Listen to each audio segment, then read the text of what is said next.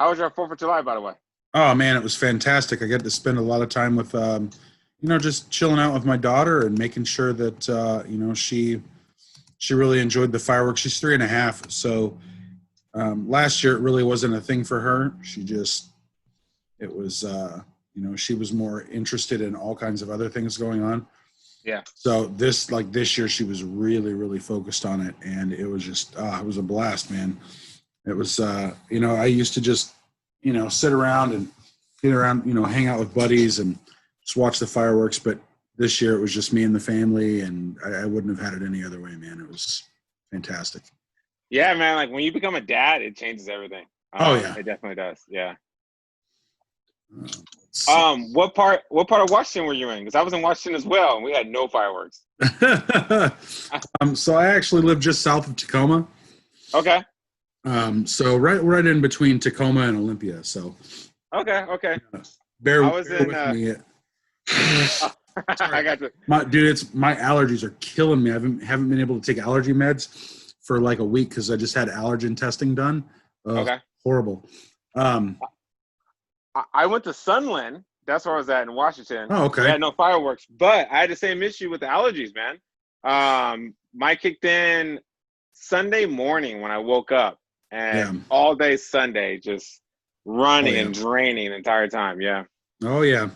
Yeah. We normally I have like a steady regimen of just Zyrtec or Benadryl, any sort of antihistamines, man. I've got those on like in my pocket all the time, and just in case I need them. And so I was like, we've met our deductible this year on our health insurance, so it's like, why not get tested for all my allergens, get it out of the way, dude.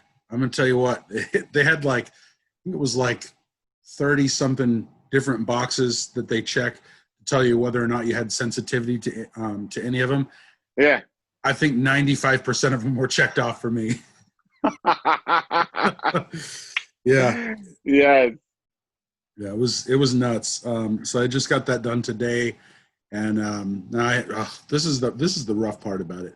I actually have to go back, and the doctor's office that I'm going to is completely out of the way from where I live. So, like, if I'm on my way to work, I just go due north.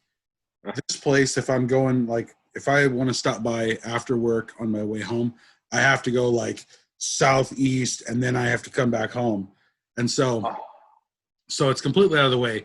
But I have to go there once a week to get an allergy shot. That way they can start like weaning down my allergies and all that to certain things. Yeah. And so I have to do that once a week for at least 2 years. No way. Yes. And so I'm like, this is ridiculous. Like, if it would have been like a couple of months, I still would have felt like it was like a huge inconvenience. Yeah. And I'm like, oh man. So when I asked him, I'm like, so how long do I have to do this for, doc? Because I've got some pretty severe allergies to some stuff, especially like certain types of grasses and trees. Yeah. And he's like, he goes, well, he's like, minimalistically, like at the bare minimum, and I'm thinking he's going to say like a couple of months, right? Yeah. Okay. He's like, bare minimum, 2 years. He says, and if you really want max effectiveness, 5 years. I was like, bro, I'm going to be 40 before I'm not allergic to anything.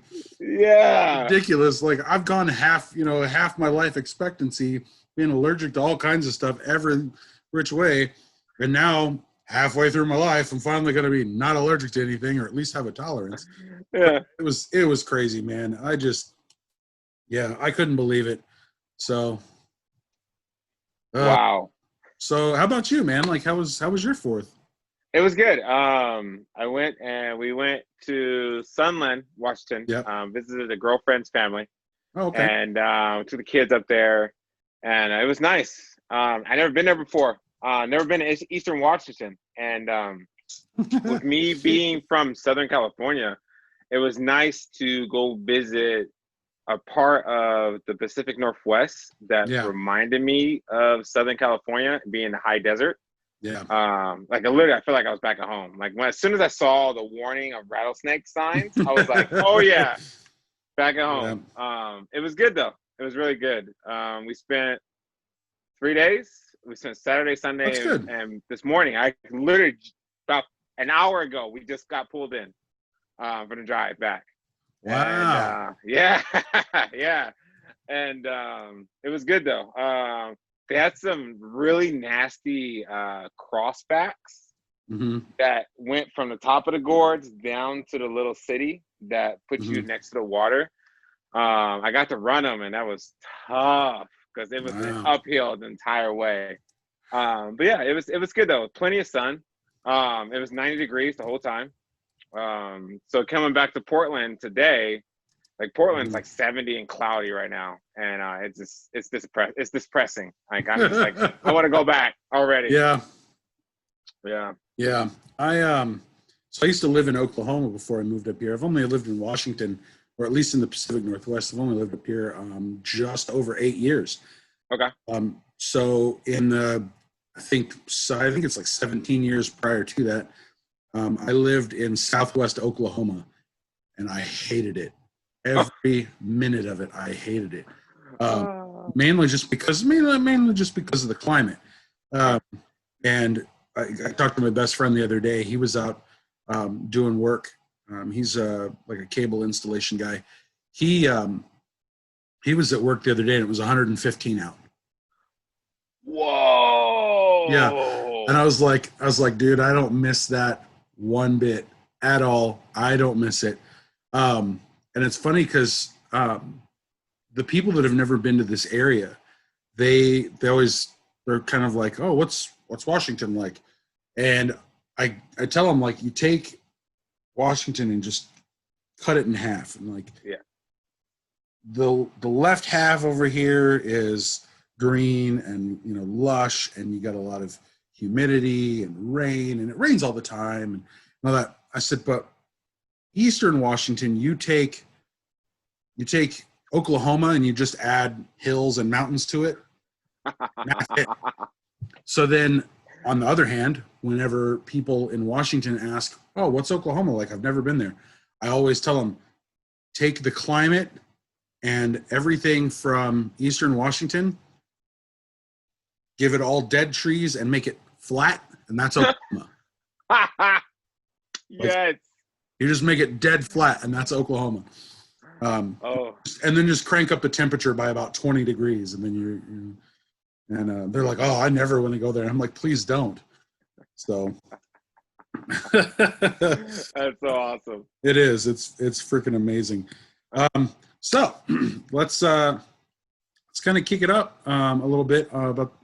Tell us a little bit about yourself outside of OCR. You mentioned you've got a family. What do you guys like to do for fun? I mean, my life's pretty simple. I have two boys. Okay. They are 8 and 4. The oldest is named Lincoln. The Okay. youngest is named Preston. I'm with them. I have them every weekend, so we're always hanging out. Usually we're either out. If we're outside, we try to get outside as much as possible. Oh yeah. If we're outside, we're at least fishing once a weekend, if we can. We're at the lake, we're at the river, we're at the ocean, somewhere getting the line wet and just putting the hook in the water. That's awesome, man. I wish I could do that on a regular. Yeah, yeah. It's kind of like we manage our weekend around that. Like, okay, when's the warmest part of the day? When is the most sun's out? When Yeah. can we go? And when it's dry, and we try to manage like, okay, this is when we're gonna go. Here's our window, and we'll plan around that and plan everything else around it. Yeah. If we're not doing that, before COVID hit, we're always at the park. Yeah. On the monkey bars, on the jungle gym, running around, playing soccer, just whatever. We're always moving. That's one thing about our family. Always moving, never sitting still. We calm down to kind of relax and sit still. It's whenever we're eating, or at the end of the day, right before bed, trying to wind down. Okay. That's kind of what we do. Yeah. When I don't have the boys, so on a non-weekend, so weekdays, I work remotely for a software manufacturer, doing sales. And Okay. so with that, I work a lot, long hours. But with the good thing is I get to create my own schedule. So with that, that's when I get my chances to work out, run if I Yeah. can, go bouldering, um, run around dragging a tire, do some type of CrossFit workouts. And then recently, at the beginning of this year, I became a volunteer firefighter for Oh, one of the wow. local counties out here. Yeah. So that's been a big investment of my time as well. Oh, yeah. But it's a good payoff. Oh, yeah. Knowing that, helping the local community, putting time and effort, and learning, not only helping the community, but also adding a new definition of my role model capabilities for my sons, but also learning a new trade, which is really nice. Yeah. Because you learn to be a paramedic, and then you learn your firefighter duties. So it's really nice. Yeah. Yeah. I can relate because when I was in high school, my senior year, I had actually completed most of my high school stuff prior to my senior year. So they gave people with, I guess you could say, people that had kind of finished early, they gave them Yeah. the option if they wanted to go to like a vocational school senior year, and Yes. that's what I chose to do. I actually did firefighting for a year in vocational school, and then after that, I did firefighting for a little bit in Oklahoma. And man, just the physical aspect of that alone, like, oh my gosh, man, I wish I could get back into that. When I think about where I'm at now physically, I always think back, I wish I could get back to where I was at when I was firefighting, because a lot of people think firefighting just, on the exterior is Yeah. holding a hose, blasting a house with tons of water. And there are so many factors and so many nuances of firefighting that people probably don't even see. Yeah. And I mean, just the training, like my absolute favorite thing to train on was we had a 4-story tower. I'm sure that you've probably gone through this. You might have. I don't know how they've changed up training, because it's been it's been about 16, 17 years since I've done any of this. So I'm sure the training's changed a little bit. Uh-huh. But we used to have to take our hose, and we'd have to have it set it at cone, and we'd have to run it up 4 flights of stairs all the way up in full SCBA, everything, full dress, full SCBA, helmets, all that stuff. And it was you and 2 other people. So you had a team of 3, and one was basically like out, just shoving the hose into the front door. Yeah. And then the other one was kind of in the middle, relaying to you, hey, we need to, this is how this is going to, and the other person's up top pulling. And what, that dude, oh my gosh. And then like, once you get it in, like weaved in between the staircases and all that, depending on how you've got it weaved in there, dude, it was a nightmare the first time we tried to do it. And they would always time us. They would always tell us, we're going to time you. The person with the winning time, I don't even remember what the prizes were, but they compensated us pretty good for it. Training at least. And man, I'm going to tell you what, I was in the best shape of my life when I was firefighting. To me, it didn't even feel like an obligation to stay that trained and that physically fit. It was fun. Like that's what keeps me motivated, I guess, for staying physically. If I can integrate fun and make it a part of my job, dude, I will do it all day, hands down. I'll come home beat to death and get up and do it again the next day, exhausted. And it's, oh my God, I miss it so much. I tell my wife all the time, anytime we see anybody doing firefighting stuff, or we actually have a firefighting training facility just down the road a couple miles, and I pass it every morning on the way to work, and I see it, and every morning I go to work, I'm like, man, I miss that so much. It's awesome, dude. And dude, my heart goes out to you for that. That is amazing. And thank you so much for that. Yeah, no, it's good. I appreciate it. Thank you as well. Yeah, that's awesome. So you're an ambassador for Terrapin Events. So tell us a little bit about Terrapin and what you guys have got going on. Yes. So Terrapin Events is a local race company located in the Pacific Northwest, mainly in Oregon. They do several races throughout the calendar a year. Some of the major ones are the Muddy Valentine and the Dirty Leprechaun in the beginning parts of the year. The more undesired times to hold events because of the weather. And so this brings a very large crowd to their events. And then they also have a few others that actually incorporate the buildings and the infrastructure of downtown. Bruce Bridge and the Cinco de Mayo ones, which are directly downtown. And you get to run on the streets and the bridges of the city of Portland. Due to COVID, unfortunately, a lot of these events have been canceled. Well, not really canceled, but turned into virtual races. Yeah. With this, the last one they just recently turned into the virtual race was the Grateful Dad. Was a half marathon race that was actually a physical race that was converted over to virtual. Now they're doing one it's a hunger drive race where it goes over, instead of a single race where you run a single distance at one time, it's a extended race where you run a long distance over certain periods of over a longer period of time, knocking off a smaller distance per day. So you would do a distance of 30 miles, 100 miles, and you would do it over a period of 30 days, 60 days, or even to the end of the year. And then the proceeds of this basically go to help the drive for hunger with Terrapin Events. So I say you guys get a chance, check it out. It's a great company to be a part of, great organization. Hopefully once COVID is over, they can go back to having physical events. Yes. And they have some big ones coming up. Local again in the city of Portland. There is the one Sunset on the River or the water.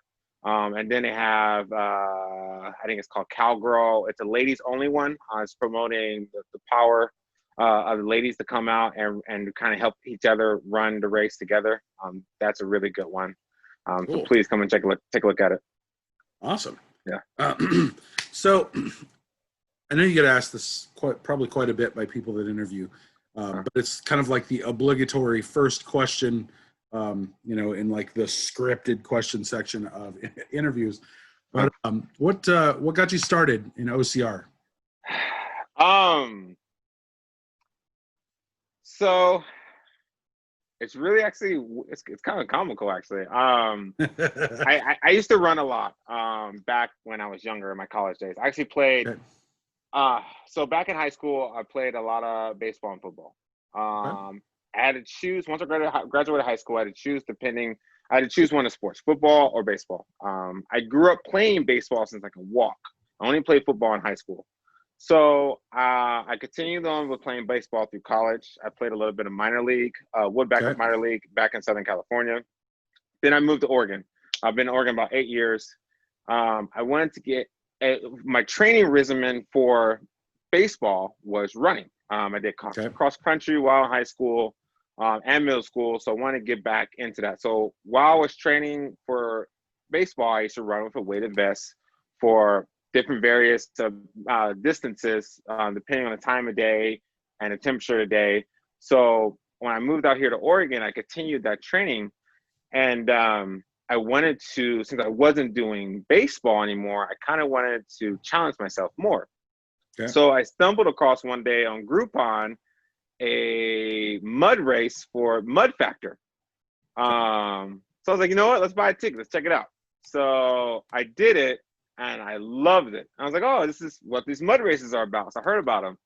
So then after that, I did a little more research from that race, and I ran a local race in Salem, which was called the Freeze. A lot of people know about that one. They did the Freeze, and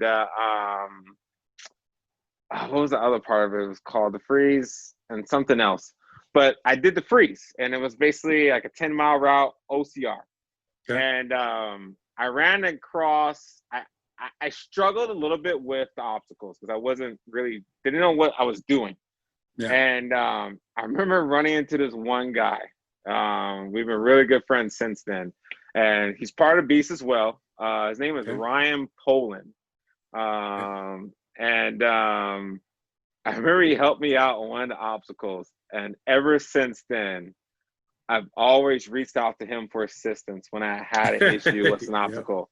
But that like lit the fuse. That was it. From there, Yeah. I remember from that day, I went online and searched every local race that was possible that I could make it to, and I kept going and going and invested more in time in figuring out Yeah. how I can get better, how I can condition myself, and from there I even did more road races, more trail races as well, to better myself for OCR races. Yeah. Yeah. So I've got kind of a comical start as well. And this is also the part where everybody that's ever listened to a Hammer episode of BeastNet, they roll their eyes and go, God, this story again. So I'll keep it short. I'll just do the highlights. So at the time, my girlfriend, which is now we're married and have 2 kids. So at the time, my girlfriend said, hey, my brother wants us to go do this mud run thing with him.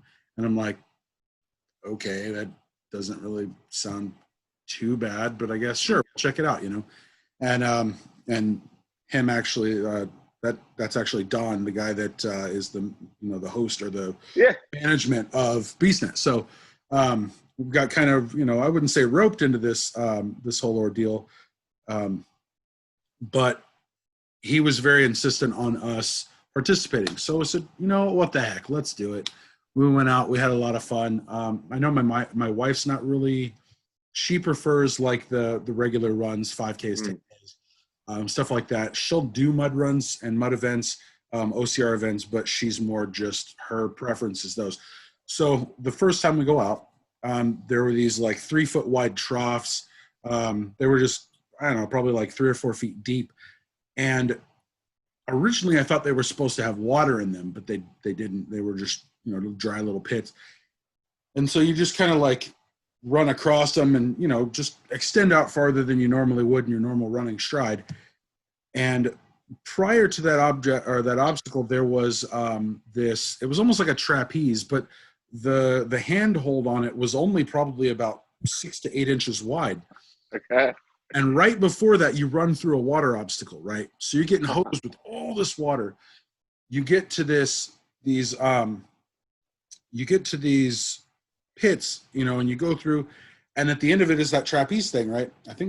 Earlier, I think I said it was the beginning, but no, it's after the. So anyway, I get to the end, and this last trough is like 4 feet wide or whatever, and you just have to grab up on the trapeze thing and swing across. And so at the time, I was like at my worst physical shape completely, and part of the reason I did this is because I wanted to challenge myself. Uh-huh. And so I was pushing like 375, 380 at that point. And dude, I was huge. And so I was like, okay, I don't think this is going to go well, but I'm still going to do it. I want to challenge it. So I get up there, I grab a hold of it, and I swing across. Dude, I made it. I made it across. But it was weighted, so that way the piece would return to its original position so that, other runners could come up and grab it and swing across the obstacle. Well, as it's weighted, it caught the tips of my fingers and it pulled me backwards and I lost balance. So I fell backward into this 4-foot pit. And dude, I smacked my head on these rocks and like kind of blacked out for a couple, probably like 30 seconds, right? Woke up not knowing where I was, what the heck I was doing. Don's like leaned over the edge of the pit, like trying to pull me out, like, hey, you're going to be all right. There's all kinds of other, race attendees stopping by going, oh my gosh, I saw what happened. Are you okay? And I'm thinking, where am I? What am I doing? What is all this? And I had to think about it for a second. And then when I finally figured out, oh yeah, this is that mud race thing that he wanted me to do, I just kind of got up and charged on. Probably about a quarter mile later, I reached back because I thought I was sweating pretty profusely, but I had actually gotten just little pieces of like little pebbles. They were lodged in the back of my head. I had no clue, and so I was bleeding out of the back of my head. Oh my God. So I stopped by the first aid tent on the way out. They kind of cleaned it up, whatever. And I'm sure it was probably pretty humorous for them, because I'm sure they've attended plenty of these events and seen some like super bad, like major injuries. And here I come, this big 375-pound guy, walking in, holding my head, going, "Yeah, I need to get checked out and all this." And they're probably looking at me going, "Man, this is superficial. Get out of here." They just kind of cleaned it off, gave me a couple pats, and were like, "All right, you're good to go." Oh man. Yeah, but I like after that, I was sold. And I mean, I've done so many of these things after that.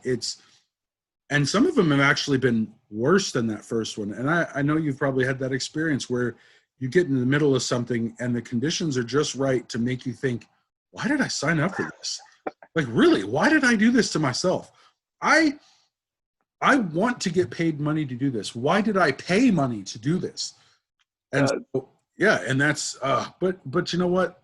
It's that high, man, that adrenaline, that it's basically that feeling that you get when you complete it that keeps me going back. And I know you know the feeling, because otherwise we wouldn't be talking about it. So do you have a favorite obstacle? I know typically when I ask this question, I know most people are saying, oh, it's the one that challenges me this way. I actually have a favorite obstacle, and I can't remember what the heck it's called. It's the one that we experienced during, I think it was the Tough Mudder, and it's like this big block that's submerged halfway in water and it rotates.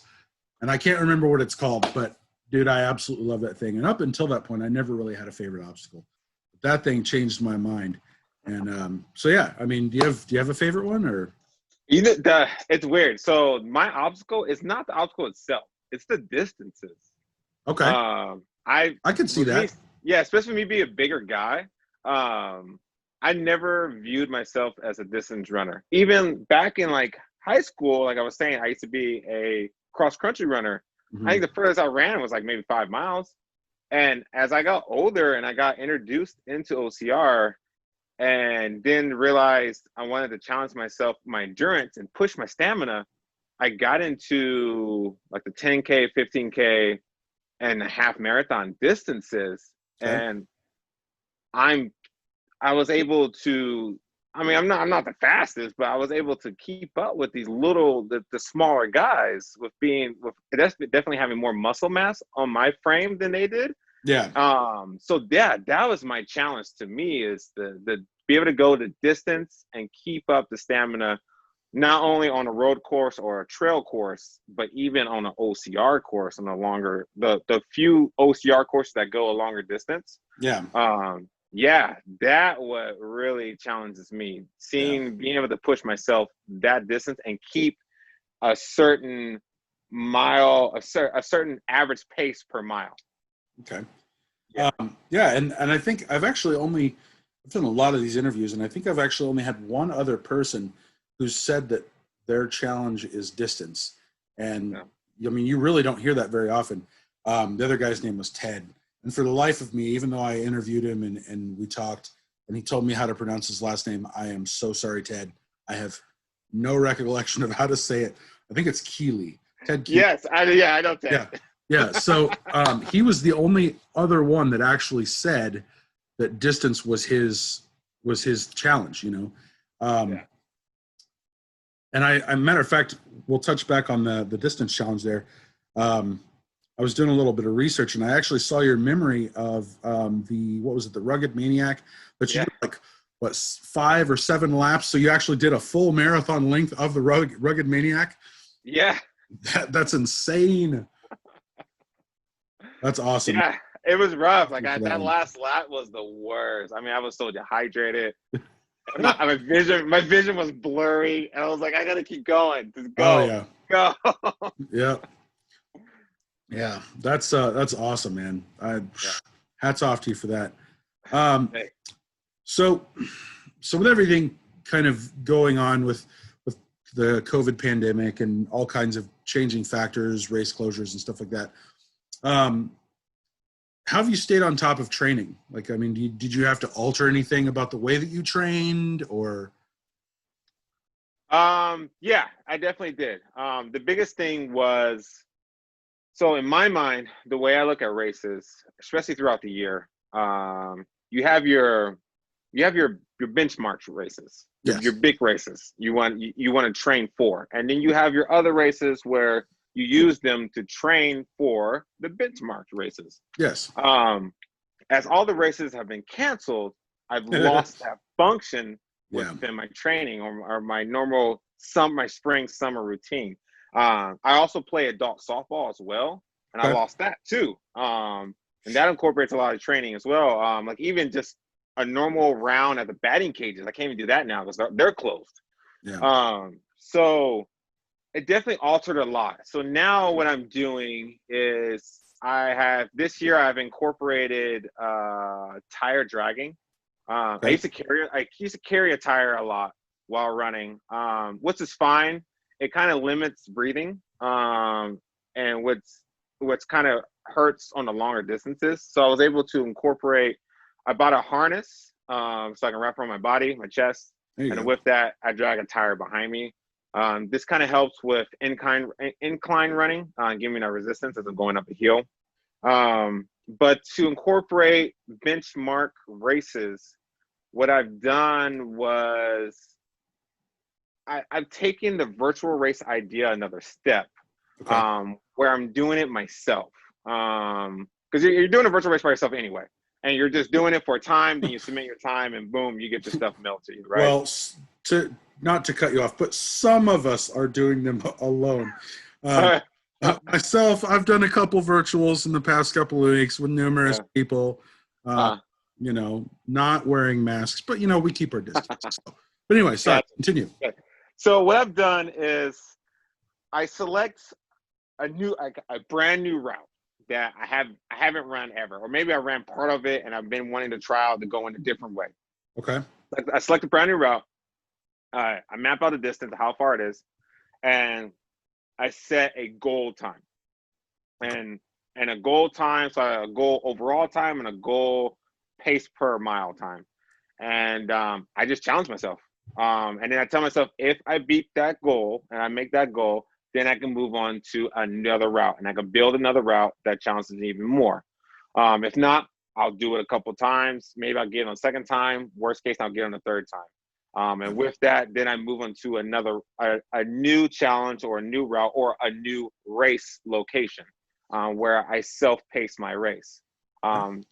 In preparation to that, I do have my own personalized routes that I run around my house that I can do throughout my work schedule to prepare for the new quote unquote race location. Yeah. The hardest part in that, what I learned to incorporating these self races I made are obstacles. So what I've done is I incorporate again, which is not really preferred, but I kind of do it myself. I incorporate playground structures in it.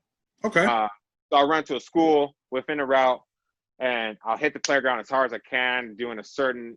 Maybe I'll do 2 or 3 exercises in that playground obstacle. Then boom, I go into the next route or the next stop onto my route, which would be maybe a playground or maybe some running route that has exercise equipment on that. Yeah. I hit that, and then so on and so on. So that's awesome.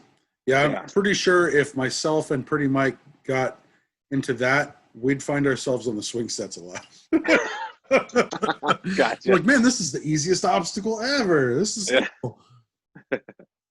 That's awesome. I know one of the things that we had talked about, myself and Myke, and I don't really know if Don's kind of thought about it. I know he's more along the lines of challenging himself with the distance and setting a specific goal time and reaching that.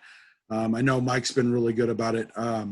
I personally, I haven't been out actually doing much training just because my wife and we just had another kid. And so I took the time off of work to, basically just help out, kind of do my thing. And I just kind of put everything on hold for the 12 weeks that I'm off of work. Yeah. I get out every once in a while. I've done a couple of virtual events with, some of the guys from BeastNet and some of the other guys from West Coast Spartans. but in all of this, that's kind of the only training I've been doing. So it sucks to say that I've actually put a little bit of weight back on, but I'm actually planning on hitting it pretty hard when I get back. But to touch back on my original point, Myke and I had actually talked about mapping out routes, no matter what the distance, but trying to create certain shapes or like draw a picture, like use neighborhood streets to draw a picture, And so I actually have a friend of mine that I work with. He goes on this run up in basically up here in Puget Sound. His name's Kuvon Stevens, but he goes and runs this route every once in a while. And I don't know if he did this on purpose or if he just kind of accidentally did it and decided, hey, that's pretty cool, but I'm going to do it anyway, or I'm going to keep doing it. But he has this route that he runs all the time, and I know the listeners can't see it, but I'm screenshotting it so that I can show you. He does this route that looks like a smoking gun, and dude, it is cool. Like it is seriously the coolest thing. I can't see it. It's just a white screen. Oh, hold on. It might be the angle I'm holding it at. Oh, yeah, there you go. Oh, awesome. Yeah.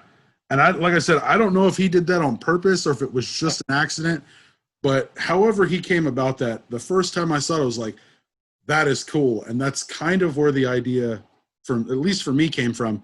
And I had talked to Myke about it and was like, hey man, what do you think about running routes that, draw a picture or like spell out a word or something? And he's like, I've thought about that. We should actually really do that. Knowing Myke, he'll probably like his first one will probably, because there's like a big running joke between us in BeastNet amongst us, that where anytime we say something like we have a serious question or something merits a serious answer, Myke always responds with a gif of peanut butter. I don't know where it came from. It's just this random like thing. I think he just started doing it and it became a thing. So I wouldn't be surprised if Myke's first shape is actually like a peanut butter jar or something. Gotcha. But yeah, and it's things like that, I think that really keep it fun for us, especially during all of this, the quarantine, lockdown, isolation, whatever you want to call it. So in light of these previous questions about like your training regimen and all that, what keeps you motivated?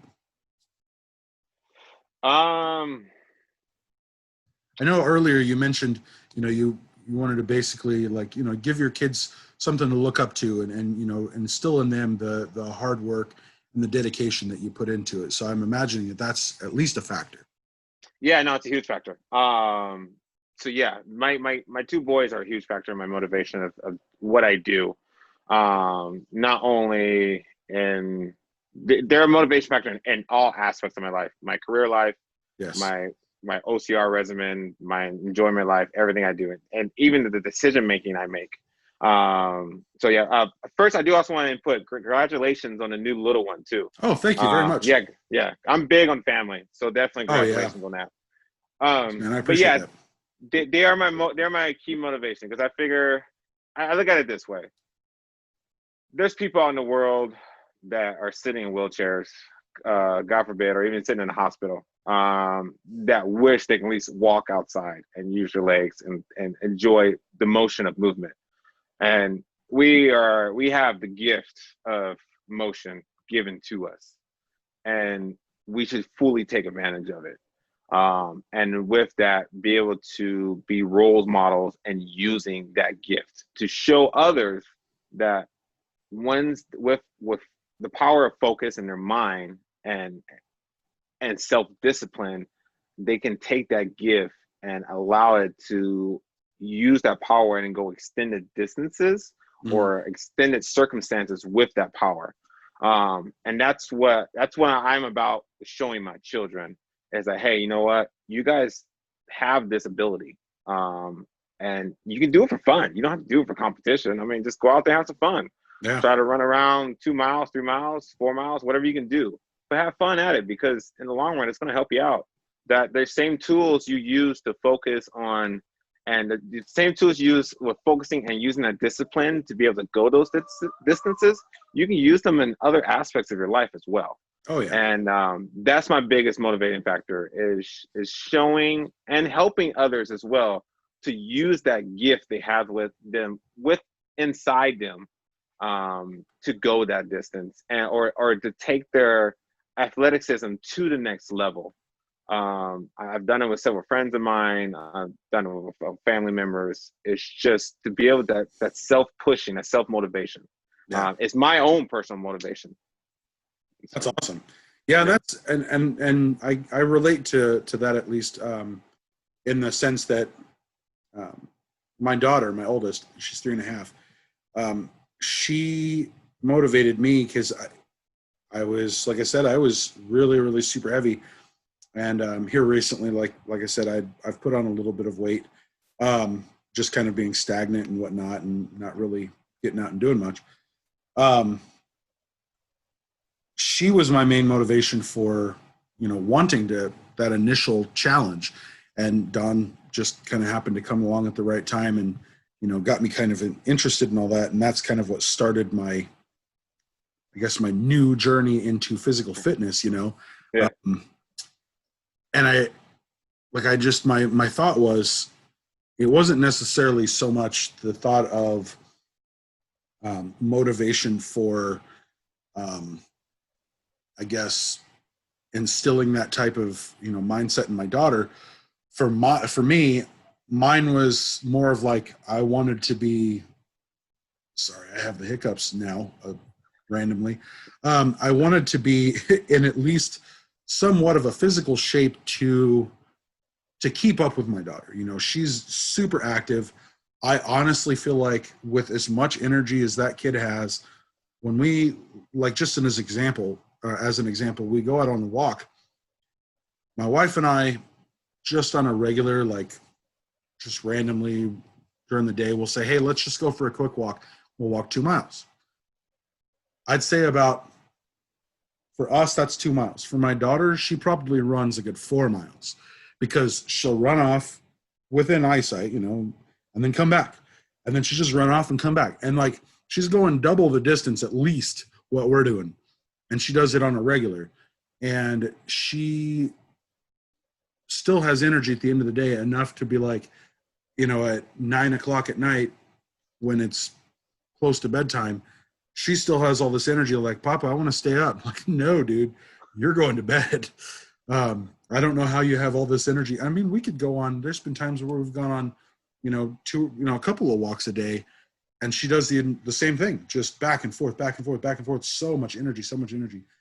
And I honestly hope that, now that I've gotten into better shape and now that I can keep up with her, I'm hoping that she sees that and that she continues to see what she's doing. And I've actually just got her out in the backyard. I set up some old pieces of wood, some fence planks and stuff like that are still good.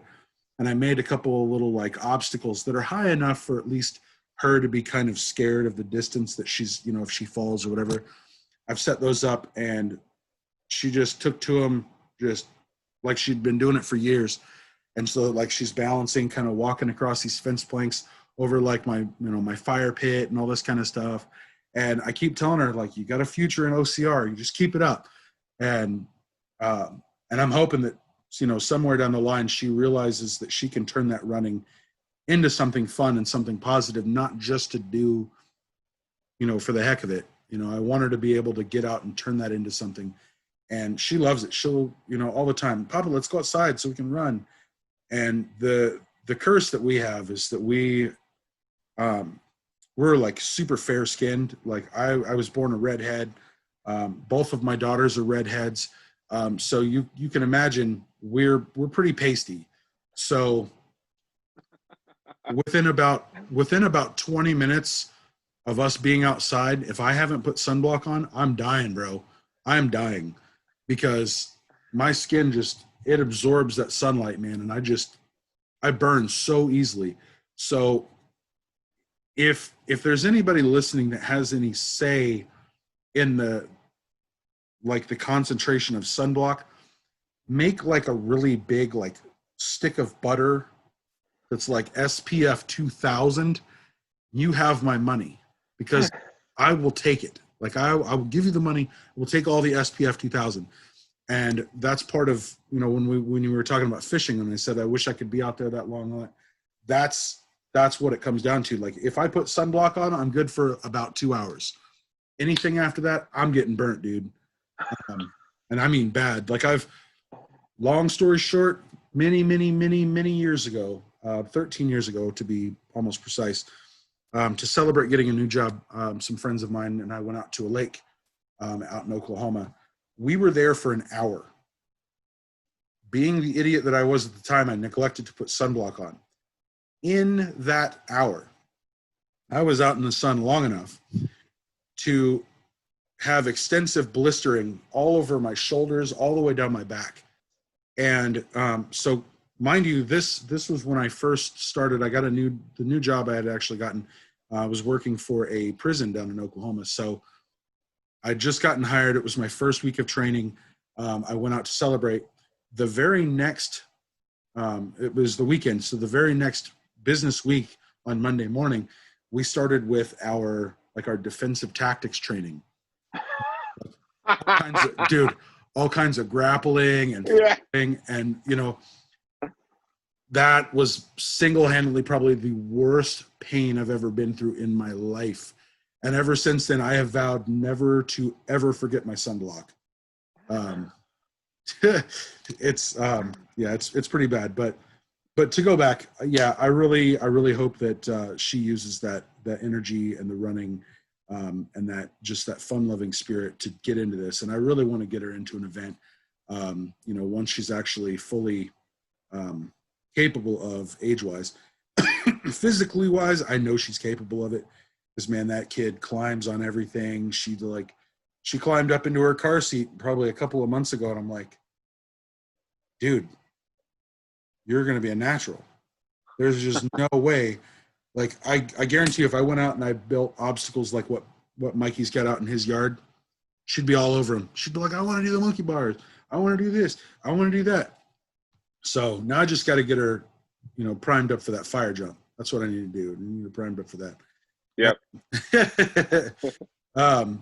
So in light of races, since we're talking about that, I see that some venues and race companies have been opening back up and kind of hosting events. So are you planning on attending any, i.e. the Portland Hurricane Heat? Yes. I'm trying to get my my race code converted. Yeah, I saw that as well. Yeah. And I agree with you. It should be converted. Yeah, right? Definitely. There's no need to pay twice. Yeah, exactly. But I also understand it's a different series of events, too. Yeah. So if they can do it, they can. That'd be amazing. If not, then I might have to pay out of pocket. Yeah, yeah. And I get that it's the same, it's a different series, but all in all, it's the same company. So you've already given them your money. Like, not to say anything bad about Spartan, just you are one company. I realize that it is a different series, but you've already taken my money for one event. Yes. Attended. I want to get it converted, but I did. Yeah. Yes. Yeah. Continue, Yeah. sir. Just give me a discount. Just give me a discount on that one, and I can pay the difference. That's all. Yeah. There you go. Exactly. But yeah, I'm gonna try to attend that one, and then I also have planned. I have a half marathon trail race at a local lake near me. Okay. In August as well, and then in September, the Big Spartan in Seattle. Okay. I'm planning on doing the Beast, the Super, and the Sprint. It'll be a long weekend. The trifecta weekend. All right. Yeah. See, I still have yet to get one of those weekends under my belt. I've got a trifecta, but not the weekend. That's going to be my first. So see how I last. Oh, dude, you'll do fine. Given your track record, I think you'll do fine. I'm worried about going from the half marathon so it'll be a total of 15K on Sunday with the Super and the Sprint. So I've been trying to practice running back-to-back days, long distances, so I can be conditioned for that. Yeah. Yeah. And then I think I have after that. Um, I think I have a local race in October, and then the Epic Series in Oregon for the first time. Ah, That was moved to November in Grants Pass, so I think I'll take okay. advantage of that as well. There you And go. then I have some codes left over from Seattle Super in Hmm. April, so I haven't decided which other Spartan races I want to attend, but Okay. I'd have to use them. So I just Yeah. got to figure out what works for my schedule. Yeah. Yeah.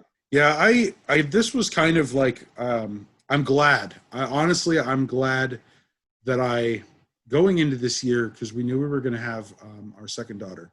Uh-huh.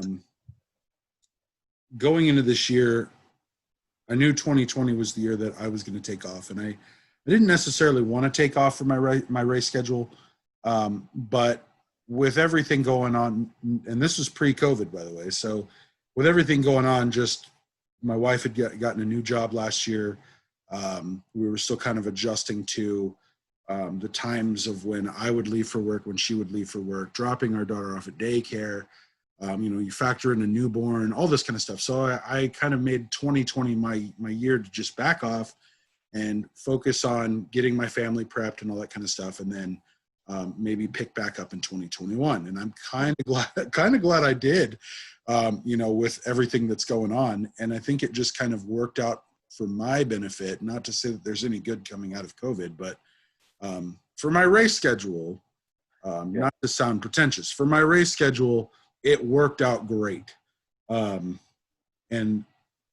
so I'm hoping that I can actually get back into actually attending events next year sometime soon. If all this stuff, I wouldn't necessarily say disappears, because I know it's probably never going to go away completely. But once restrictions are lifted and all that, and we kind of get phased back into some sort of normalcy to where we can have, mass participant events. I really want to kind of get jumped back into it. Last year, I did my first Beast. Fantastic event up in Seattle. I wasn't looking forward to that one. Like I wanted to do the distance, and it was the first Beast I'd ever done. The Super last year kicked my butt, dude. It was the worst race that I'd ever attended. Yeah. Not It was bad. Yeah, not in terms of distance or obstacles, just the weather. Yes. The weather sucked, and so going into the Beast, I was like, please, if it's anything like the Super, I'm gonna probably, and I hate looking at it like this, but I'm like, sometimes I just get into that mindset where I'm kind of like a self-defeatist, which I've been working on. But I get that mindset of, okay, this is going to be too difficult for me. So therein, that's my biggest challenge. It's my most challenging obstacle is my brain. Oh, dude, I'll try an obstacle for 40 minutes until I get it, or however long it takes me to get it.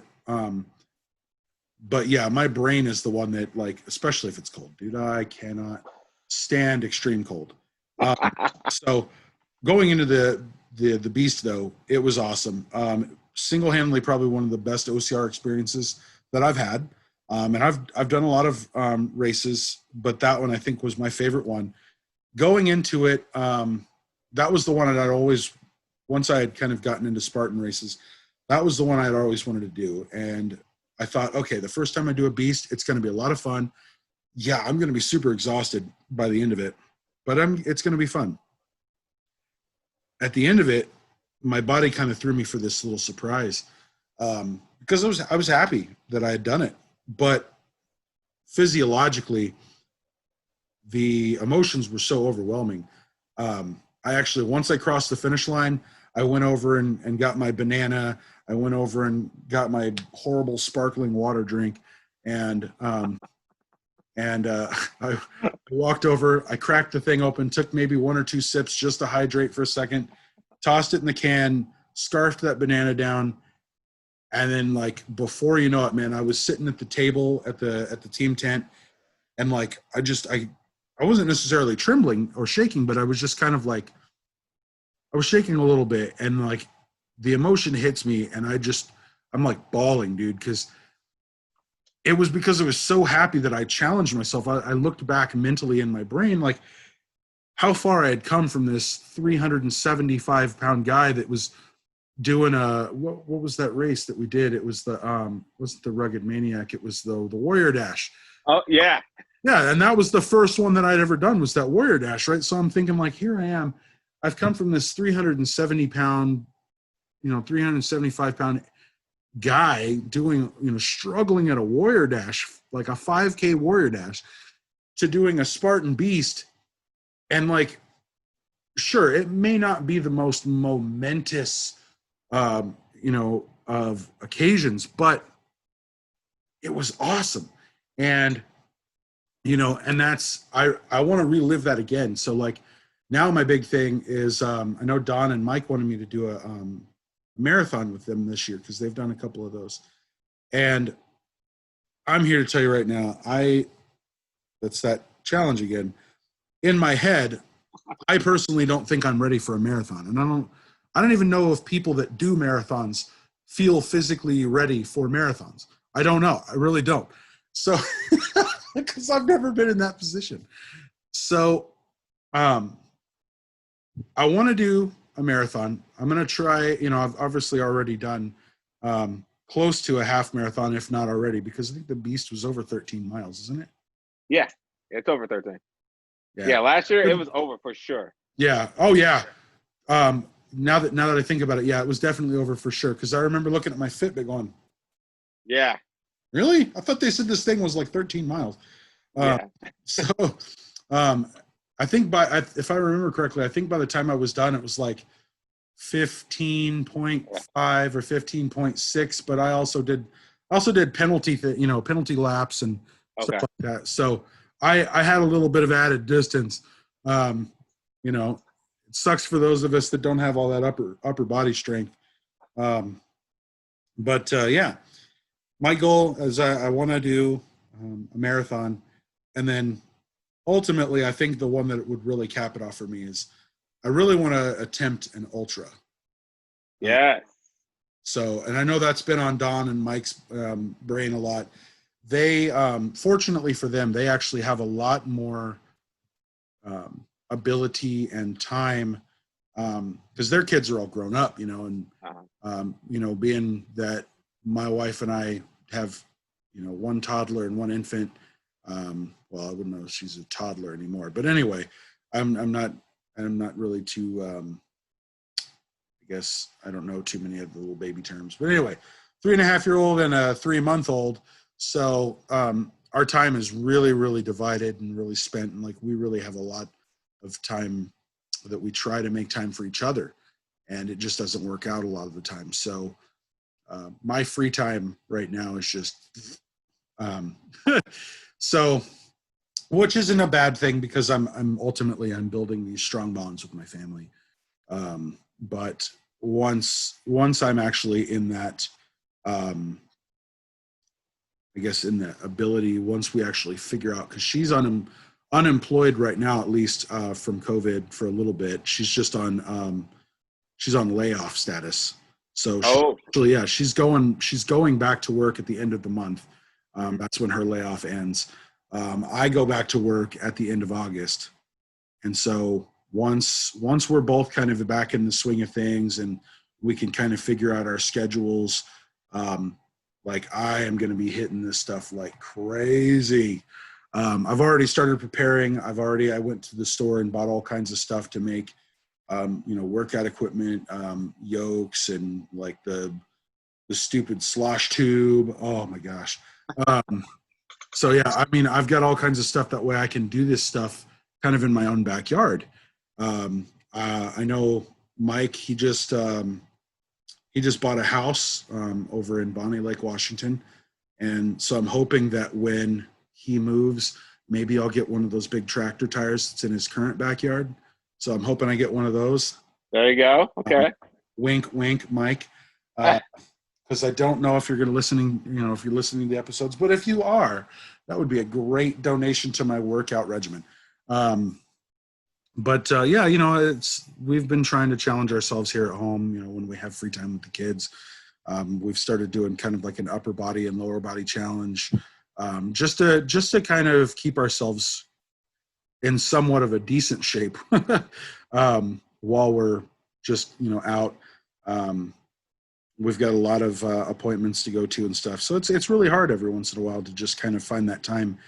I think a lot of the time when it comes to just my wife and I, we kind of default to just enjoying our time together rather than working out.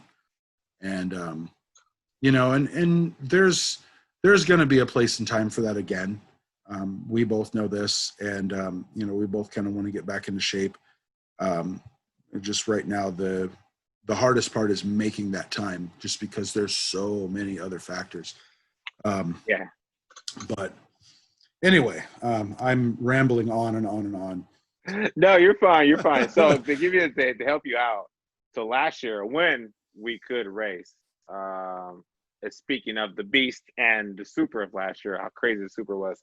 My 4-year-old was 3 at that time, so same age as your daughter is now. And a lot of my at-home workouts incorporated him as a weight. I would have him. I would, and with that, I actually helped him learn how to count. So I try to. My biggest thing is try to be as efficient as possible in whatever I do. So I throw him on my back, do some push-ups, and have him count them out loud for me. So he can learn how to count to 20. Just try to do a set of 20 push-ups, or doing some sit-ups and holding him straight up in the sky and air, and have him count that way. Whatever I can do, and the kids love it. They're spending time with you, and you're getting a workout with it as well. There you go, dude. You're a genius, man. I wouldn't have thought about that. I'm over here thinking about how much formula do I have? Do I have this? Do I have that? What am I gonna? What kind of movie are we gonna watch tonight for family time? Whatever. But yeah, that's honestly, and I actually hadn't even thought about that. Now that you say it, it's kind of almost like a given. Like, I want to work out, I want to spend time with my kids. Yeah. I want to incorporate both. Yeah. And what's actually kind of funny, now that I think about it, I've been doing somewhat of that without actually like saying that it's working out with my daughter. I saw this person doing this on whether it was Instagram or Facebook, but where like people put their kids in a laundry basket and they'll like do a roller coaster on the TV, you know what I mean? And so I was like, oh, let's do that. So like for the past couple of days, we've been doing like the roller coaster POV stuff where I put her in a basket, and I think she weighs right now like a good 40 pounds. So I'm sitting down on the floor, but I'm not using the floor as, a way to like, as a fulcrum to, lift her weight. I'm actually holding the basket underneath, and I'm just holding her and twisting and using all these. And by the time I'm done, because we'll usually do it for probably half an hour, sometimes in, a good 45 minutes. By the time we get done, my arms are shot. And I'm like, I told my wife the other day, not even thinking about what even relating it to what you had said. I told my wife, I was like, man, my arms are just jello now. Like, that's a heck of a workout. And I didn't even think I could work out like that. Yeah. And that's awesome, and I appreciate that suggestion, because I'll definitely use it now. Yeah. I even I bought. So I have one of those rolling dollies for furniture with the 2 wheels on it, little square. Dude, I tie a rope to it, have the little guy sit on it on a decline on our driveway. I pull that. Yeah, there you go. Then I went on eBay and bought like a cheap sled that you put weights on. And I just had the kids sit on it and hold on to the middle pole. And I pull that. Yeah. And I even throw the dog on there. I was like, hey, hold the dog with you. That's awesome. Yeah. And I just pull that. I take them to the park and just pull that in the grass. And it helps out. And they love it because it's a free roller coaster ride. Yeah, there you go. Yeah. Dude, genius. Pure genius. Yeah. So do you have any professional, promotional, personal shout outs that you want to put out there? let's see. I'm always shouting out anybody I know that's currently doing any type of private or personal workout plan or gym. As I spoke to earlier about Ryan Poland, who got me into OCR, he really helped me out because I was struggling bad. And I reached out to him, and I think he actually introduced me to the Beast group on Facebook. Yeah. And then through that, I became different friends with all kind of people. Yeah. Another person is Taylor. You guys interviewed him last week, I think, or 2 weeks ago. He's a good friend of mine as well. We've hung out not only at races but personal life as well. And he has his own training program and own training service he does. Another one is Jeremy. He does his own thing. He does his thing at the Ninja Warrior. Okay. He does his training there as well. So shout out to those guys doing their thing, and anybody else I might have missed doing their own personal training. And then also the Northwest tournament. I'm on one of those teams. Oh, okay. So which is kind of nice. Our team is called Compass. Okay. So shout out to my team members as well on that. And shout out to the tournament. Unfortunately, this year has kind of killed it because due to COVID. But we'll probably roll it over to next year as well. Yeah. But yeah, just a shout out to everybody doing their own thing. That's the biggest thing. Everybody doing their own thing, working hard, still pushing themselves through this whole COVID thing where we can't come together. Yeah. And everybody staying positive throughout this entire time because it is hard. It's hard to stay mentally strong and wanting to work out every day without having a benchmark. Sorry, my dog's over here making noises. Oh, you're good, man. having a benchmark to work towards. Like I said, it's hard. Like I've got into another thing I've got into is I started swimming. I got a membership to a local pool the week before COVID hit. Went swimming once, and then boom, they shut the pool down. So I couldn't swim anymore at the pool. But then I bought a paddleboard, a stand-up paddleboard, and that is a core / inner hip workout. The learn not the balance on the paddleboard standing up is such a huge inner hip and inner hamstring workout. Man, like your glutes are on fire the entire time trying to balance. And then I've started fishing off of it, which is really nice. So then while I'm fishing on it, I'm like standing on my knees paddling, and that is like a huge core workout because you're using your core and your diaphragm to really push that paddle into the water and push it behind you. And it's tough, man. So it's finding new ways to work out is I know personally is a struggle. So I know it's got to be hard for everybody out there as well, especially not having gyms open, trying to find the weights and stuff that you need in a personal gym to really get the quality workout you're looking for. Yeah. So shout out to those people. Cool. Yeah. Awesome. Well, I mean, I would normally I ask you, if you wanted to like lead us out with some advice. I know you kind of touched on some of it there. Do you have any particular advice or words of encouragement for those that might just be on the fence for trying any of this? The best advice would be for those who are listening that are looking to open up their mind to going into OCR that hasn't gone into OCR. Or even just fitness in general. Yeah. Is don't be afraid.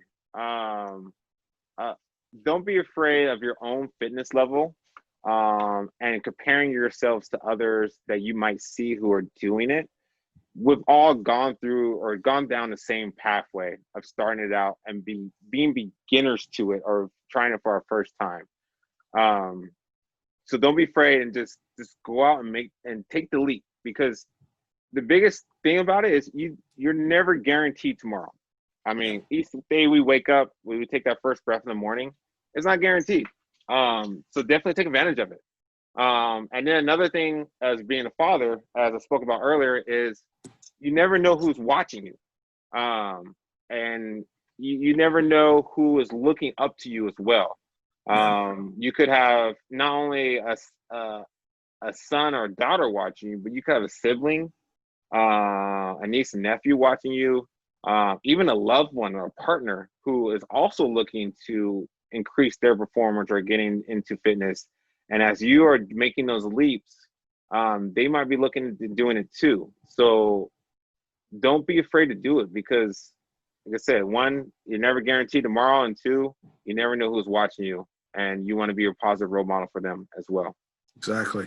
Yeah. Exactly. Like you said earlier, use that gift of motion. Yeah, definitely use that You need to gift. trademark that. Put it on a shirt. There you go, gift of motion. I like it. Use that gift of motion. Well, awesome, Myke. I really appreciate you taking the time, especially after traveling back home and being home only a short amount of time before your interview here. So thanks again for being a part of BeastNet and bringing your love of OCR, your love of fitness into our lives, and for building us up into better versions of ourselves, man. Thank you. No problem. Thank you for having me. I really appreciate it. Of course, man. We'll have to do this again. Certainly, for sure. All right, brother. Well, you have a good night. All right, you too. Have a good night. All right, bye. Bye.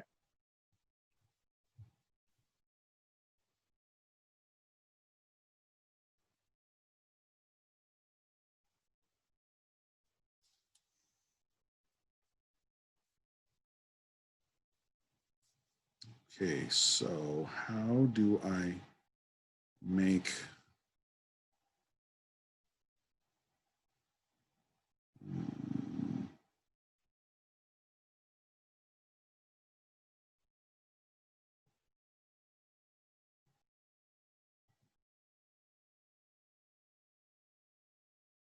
message Don.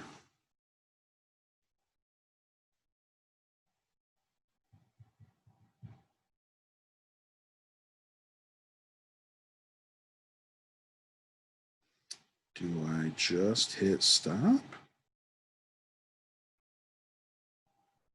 And it gets saved?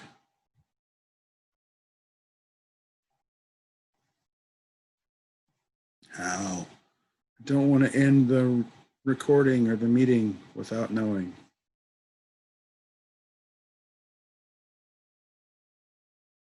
Don. This is me calling you right now. I'm dialing you right now. When you get this phone call, this is what you're going to hear.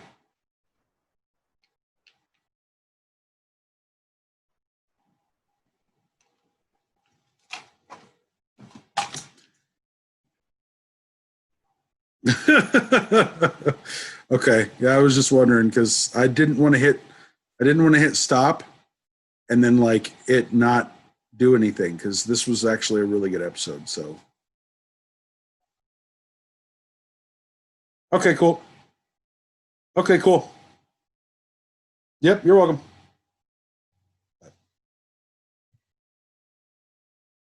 Okay, never mind. I'm calling Myke. Myke.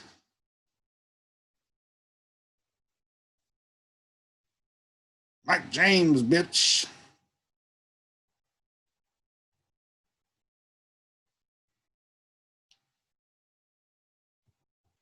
What day is this? It's Monday? It's 7. Oh no, he's probably recording. Hey, what's up, brother? Hey, question. So I'm still recording on Zoom. I just wanted to know, do I just hit stop and it saves it or what? Oh God. So it's been recording. I mean, it recorded the entire interview. Yeah, it's okay.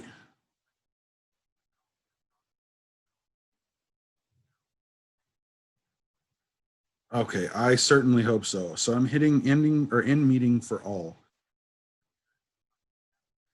I did, but for some reason, even though I had it set up like I normally record, for some reason it only recorded his voice. Yeah. So if anything, no, yeah, right. So I mean, if anything, if we need to, I can go back and listen to what he said, because I have I basically kind of like wrote all of my questions out and I stuck basically to that format.